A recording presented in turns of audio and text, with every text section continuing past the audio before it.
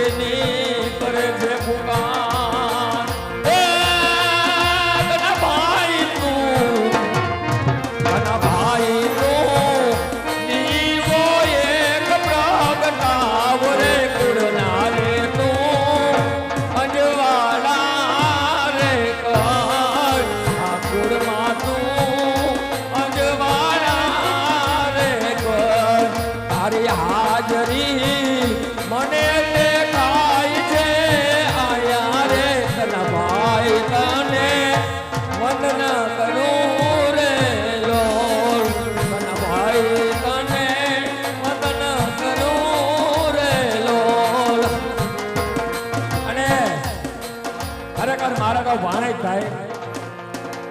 પણ એમ કહેવાય છે કે મામાને ભાણેજ છે ને મામાને વેદના કહે ને મામો સાંભળે એ ઇતિહાસ બોલે છે.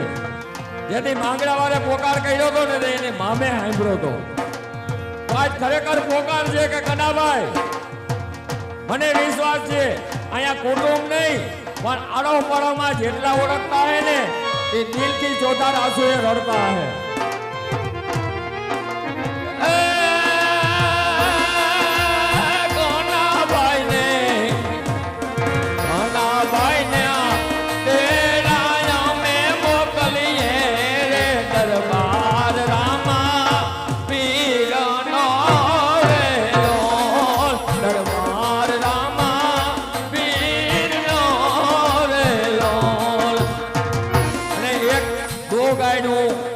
કારણ કે આપણે મંડળનું કામ પણ આગળ વધારવું છે.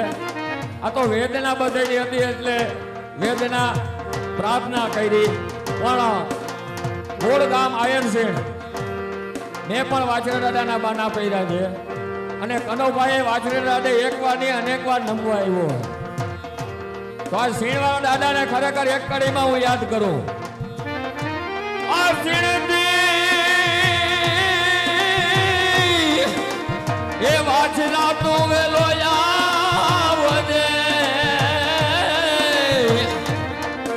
અને તારો ગોઠી કરે છે પુકાર. પણ 52 ગજની એક જા તારી ફરૂકની અરે રે તને વંદન છે વારંવાર.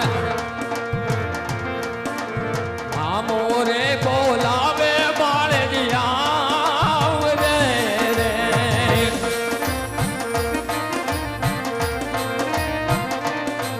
તારો મામો રે બોલાવે બાળિયા રે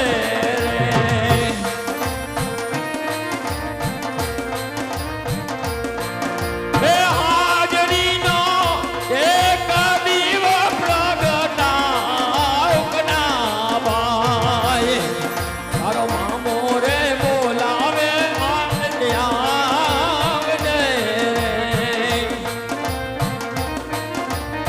રૂપિયા ઉડાડે ને ખરેખર ભોજની કે દેખાવો કરવાની પણ કનાભાઈ તો કે એની વેદના પણ હશે.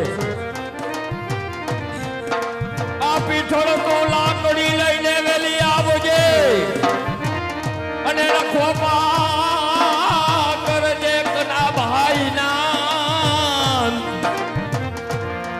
એના અરમાન તું પૂરા કરજે. અરે રે મારી પીઠોળ મોડી માત બોલો પીઠોળ માત કી જય રામા પીરની જય. અને ખરેખર અમે આવ્યા ને અમને ત્યાં રામા મંડળ નવું છે બહુ મજા નહીં આવે. અમે તોરણિયાનું રામા મંડળ વખાણતા હતા કારણ કે અહીંયા રામાપીરના દરબારમાં ખોટું ન બોલાય, ખોટા વખાણ ન કરાય, ખોટું હટાડાય નહીં. પણ ખરેખર આ ભાઈઓને પાત્ર ભજવવા ગાવું સુર કુદરતની બક્ષિસ ખરેખર બહુ મજા આવે.